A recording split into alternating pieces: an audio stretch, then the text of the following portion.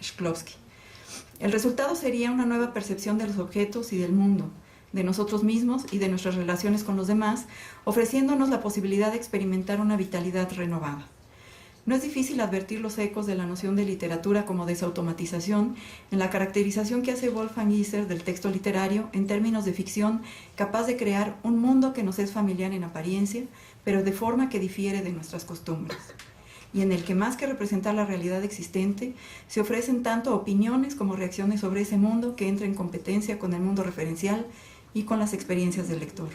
Así, esta falta de coincidencia o superposición con el mundo real, a la que Iser denomina como indeterminación, da pie a una gama de posibles efectos en el lector, de acuerdo con el grado de confrontación entre la experiencia propia y una experiencia potencial, la cual puede movilizar internamente al lector para que opere en él el poder transformante de la literatura, propiciando un distanciamiento crítico con respecto a sus creencias, valores y costumbres, así como del mundo conocido hasta entonces.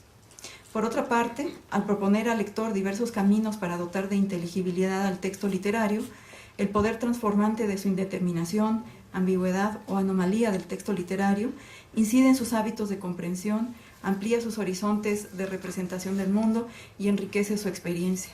Y yo creo que ahí justamente está como que ese valor que tiene la literatura, independientemente de si el formato es libro o si, ¿cómo se llama?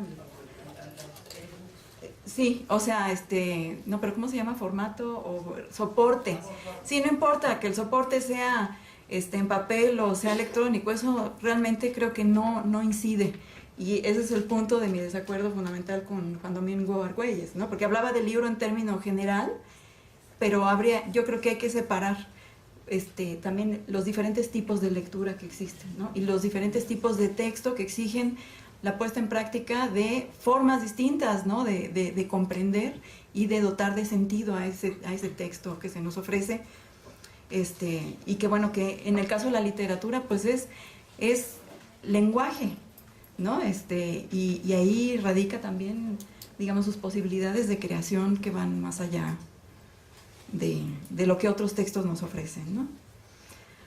Bueno, entonces regreso a mi texto. Sin duda, en este aspecto habría que considerar la capacidad de la literatura para concentrar una gran cantidad de información en la superficie de un pequeño texto, gracias a que, a diferencia de otros tipos textuales, en ella la estructura y el contenido forman una unidad indivisible, lo que estimula la producción indirecta, metafórica, de sentidos.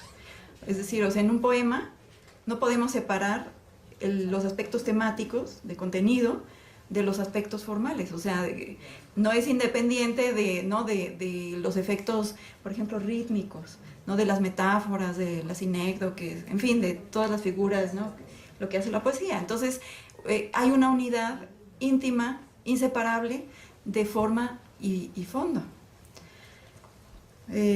Bueno, como resultado de lo anterior, la literatura despierta en los lectores un tipo de atención que no exigen otros discursos y fundamentalmente los invita a pensar y generar interpretaciones, porque son textos que se ofrecen a la interpretación, no están transmitiendo simple información. O sea, son textos que están abiertos y que apelan a los lectores, apelan a las reacciones de los lectores para construir interpretaciones diversas, ¿no? Asimismo, habría que señalar que la realidad ficcional que nos ofrece la literatura, de naturaleza puramente lingüística y no referencial, esto quiere decir que no están, cuando nos cuentan una historia, en un texto narrativo, no están contándonos la historia de alguien que conocemos, que está en la vida, no, o sea, su existencia se da en y por el lenguaje. Entonces, bueno, por eso es una existencia lingüística y ello le ha valido el estatuto de acto de habla, en tanto que tiene la capacidad performativa de crear mundos posibles. O sea, no es un enunciado sobre el mundo que podemos decir es verdadero o es falso y en esa medida lo aceptamos o lo rechazamos, sino que es un acto de creación propiamente, ¿no?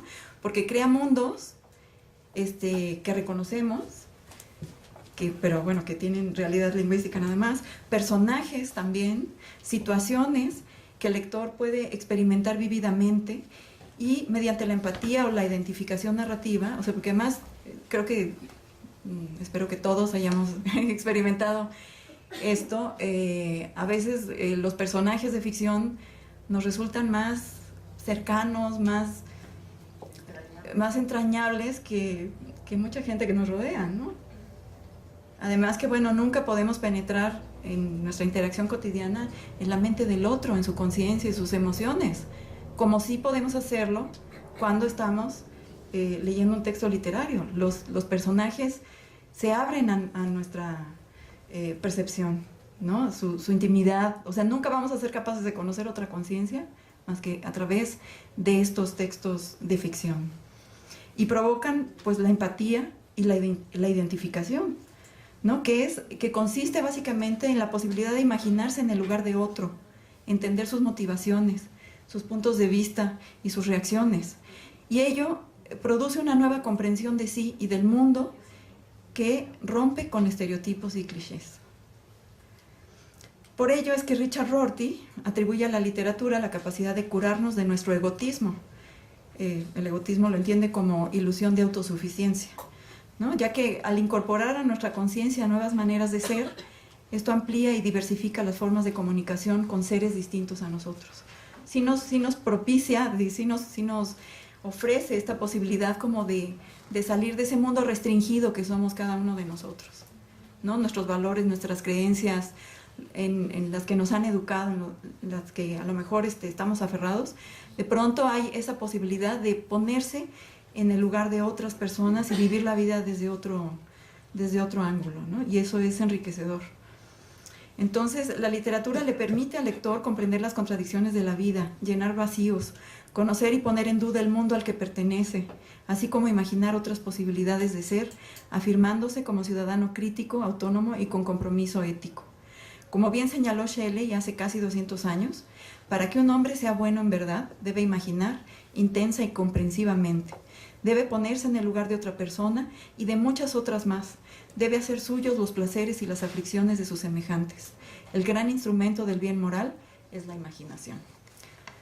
Bueno, hay que reconocer, sin embargo, que el entusiasmo desmedido por el poder transformador de la literatura ha sido cuestionada, y no sin razón, tanto por mucha gente, pero entre ellos por George Steiner y por Amos Oz, quienes han señalado que la literatura no nos hace automáticamente mejores, ni tiene la virtud moral de curarnos de las 1001 formas de barbarie y fanatismo. En su libro Contra el fanatismo de Amos Oz nos dice: quisiera poder recetar sencillamente, leed literatura y os curaréis del fanatismo. Desgraciadamente no es tan sencillo. Desgraciadamente, muchos poemas, muchas historias y dramas a lo largo de la historia se han utilizado para inflar el odio y la superioridad moral nacionalista. Entonces, como que tampoco podemos simplificar las cosas y tampoco podemos caer en una postura ingenua, ¿no? O sea, en la literatura están estas posibilidades, pero por sí solas no, o sea, ese contacto espontáneo, me parece, no necesariamente lleva a una comprensión del otro en el sentido en que se está planteando aquí, ¿no? Esta transformación humanizadora a la que hemos hecho referencia debe complementarse con el cultivo de la sensibilidad, la flexibilidad, la apertura hacia los demás. Y eso, evidentemente, pues la escuela tiene un papel fundamental que jugar.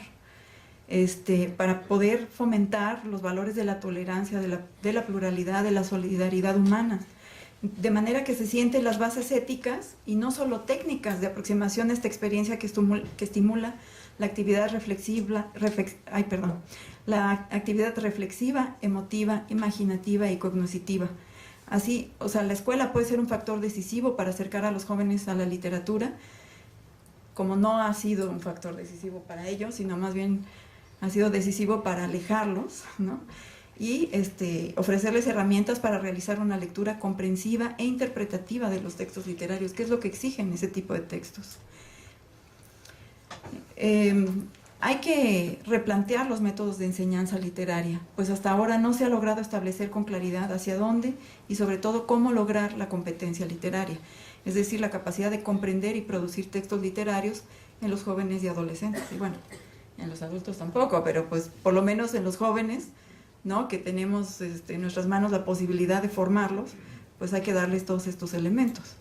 Sin duda, los grandes temas de reflexión han sido aquellos que plantean la necesidad de desarrollar el hábito de la lectura, la formación de lectores capaces de comprender y analizar textos literarios, el conocimiento de algunos autores y de las obras más significativas de la historia de la literatura occidental, así como estimular la escritura de textos literarios. Hay que tener presente que el acceso al potencial humanizador de la... Perdón.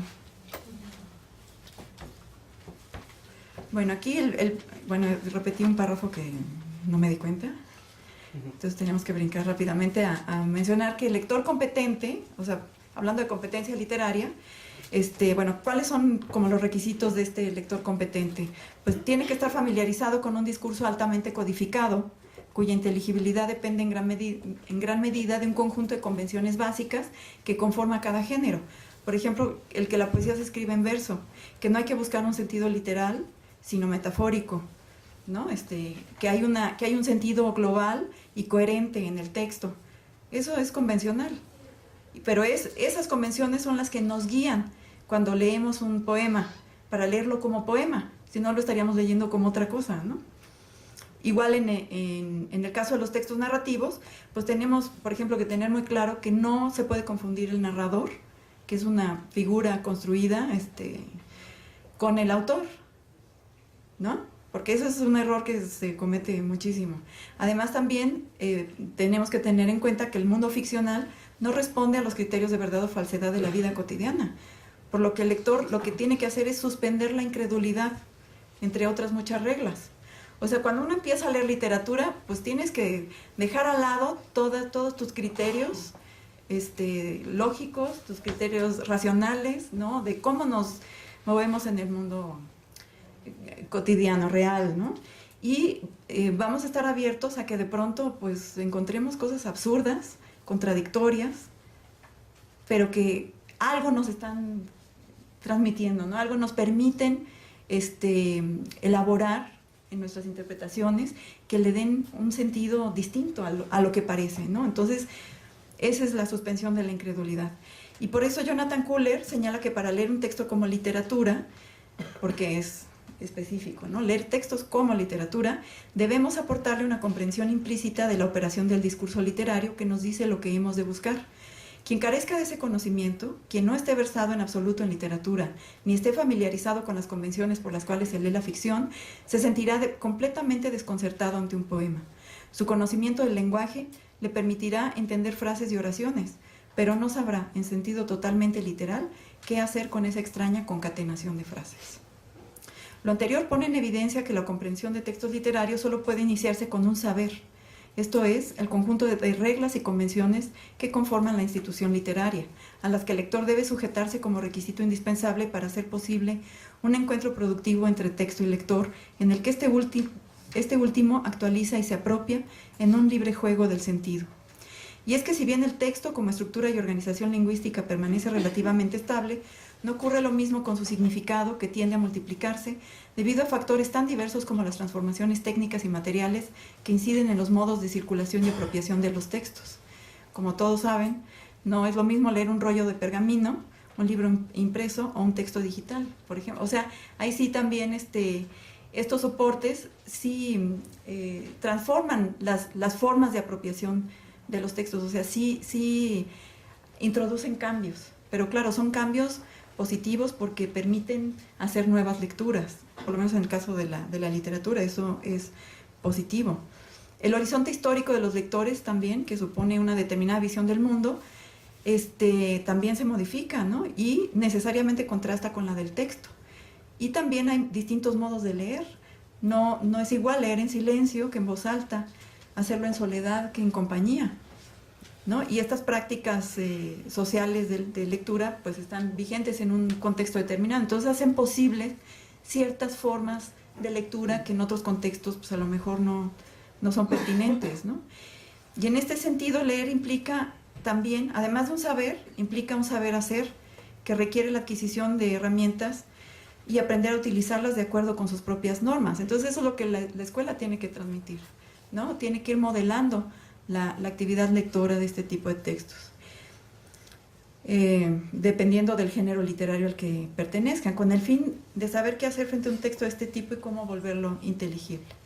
Solo en conjunción con estas dos dimensiones del saber y del saber hacer es que la interacción con los textos literarios puede transformarse en el espacio por excelencia para desarrollar el sé, ¿no? Para que se logre esa transformación humana en los lectores, pues previamente necesitamos, digamos, este dominio de la competencia, ¿no?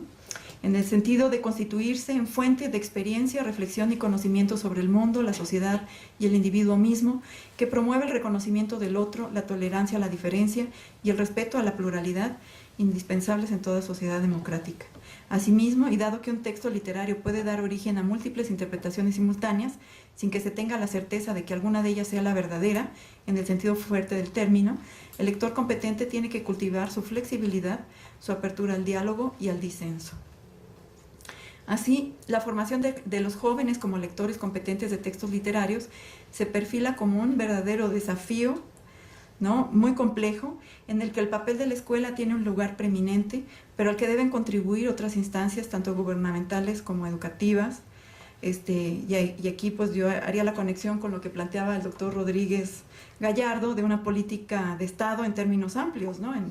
En esos mismos términos que incluía la familia y las bibliotecas y todo. Entonces debe haber como un esfuerzo conjunto si es que queremos que nuestros jóvenes tengan la posibilidad de vivir en un mundo menos plano, reducido y limitado, como al que los valores de la sociedad actual parecen condenarnos.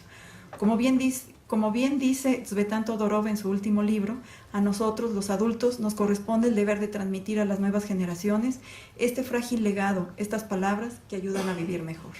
Muchas gracias.